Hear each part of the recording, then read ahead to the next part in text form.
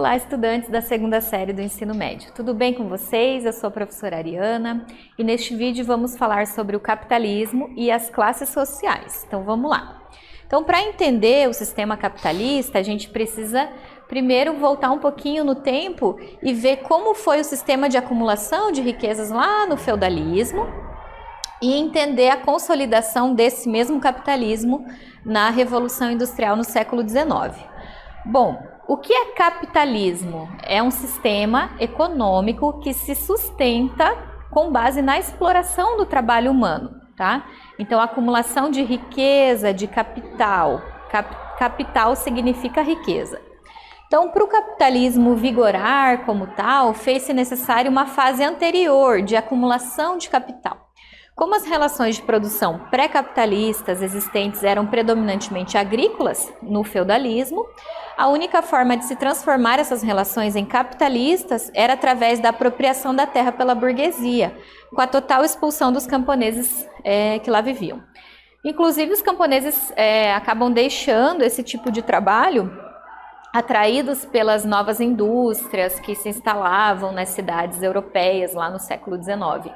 Então, essas grandes fábricas, ao serem implementadas, atraíam os trabalhadores do campo que começavam então a residir no entorno delas, das fábricas, e começa a se formar as grandes cidades ali com vários problemas que envolvem a vida desse trabalhador. Moradias precárias, não havia direitos trabalhistas. Então você tem todo um processo de empobrecimento da classe trabalhadora que se intensifica. Se no mundo feudal as pessoas eram exploradas lá na fazenda, na terra onde viviam, porque elas tinham que pagar os impostos para o senhor feudal, não tinham propriedade da terra, ao irem para as cidades, a vida fica mais difícil ainda, né? Então, a gente vê que a sociologia, ao se desenvolver, estuda essas mudanças nesse mundo do trabalho, cada vez mais cruel para a classe trabalhadora, desculpe. Bom, o que caracteriza, então, esse modo de produção capitalista, de mercadorias dentro de fábricas, com tecnologia, depois vem desenvolvimento de máquinas, a energia de luz elétrica, enfim, outras formas de energia, tá? Então, essas relações de produção, do modo de produção capitalista, elas vão se basear sempre na propriedade privada dos meios de produção pela burguesia. A burguesia possui as fábricas, possui as terras, e os operários são obrigados a trabalhar para esses proprietários do capital. Qual seria, então, a estrutura de uma sociedade capitalista? Ela é semelhante a uma pirâmide, tá? Então, essa é a estrutura, é o todo. Se você for olhar internamente as relações sociais, aí você vai perceber que dentro dessa estrutura há camadas sociais. Então, aqui, claro, a gente tem representado uma sociedade ali, uma pirâmide, né, do sistema capitalista ali no final do século XIX.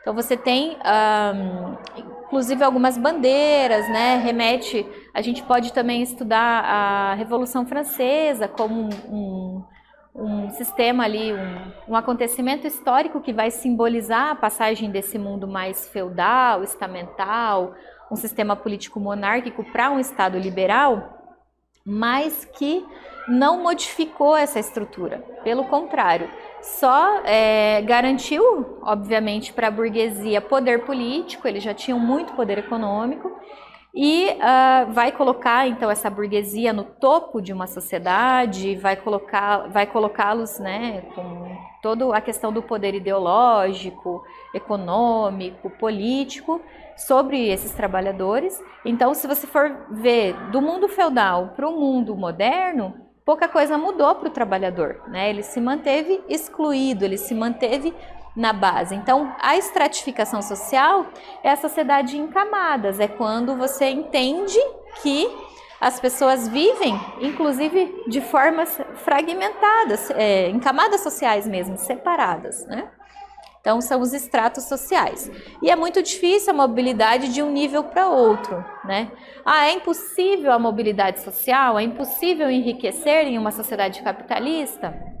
Não é impossível, mas é muito difícil. Então há uma estrutura que amarra o sujeito de modo a impedi-lo, né, de subir muito nesses estratos, né? Às vezes ele consegue até mobilizar, mas mobiliza pouco de um extrato para o outro. Bom, aqui a gente vai ter uma imagem que é bem emblemática e atual sobre classes sociais, né? A favela de Paraisópolis, que tem um muro que separa um condomínio de luxo da periferia da favela. É um muro físico que expressa essa desigualdade social, é visível, as cidades mostram isso, mas também é um muro simbólico. Então, uma classe social é separada da outra não apenas por questões econômicas, mas também por questões simbólicas, de status, de privilégio, inclusive do olhar, né, sobre o corpo das pessoas, sobre a estética, o modo como se vestem, falam, se comportam. A linguagem de uma periferia é diferente da linguagem das elites. Então são esses muros sociais que existem também.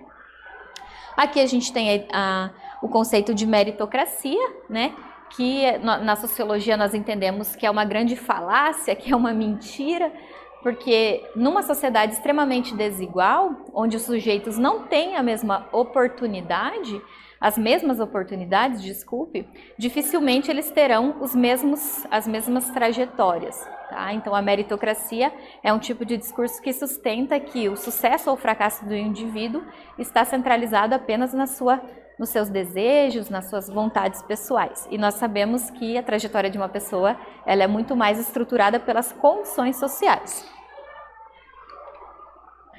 Bom, então neste vídeo nós falamos sobre capitalismo e classes sociais. Eu espero que vocês tenham gostado e até breve.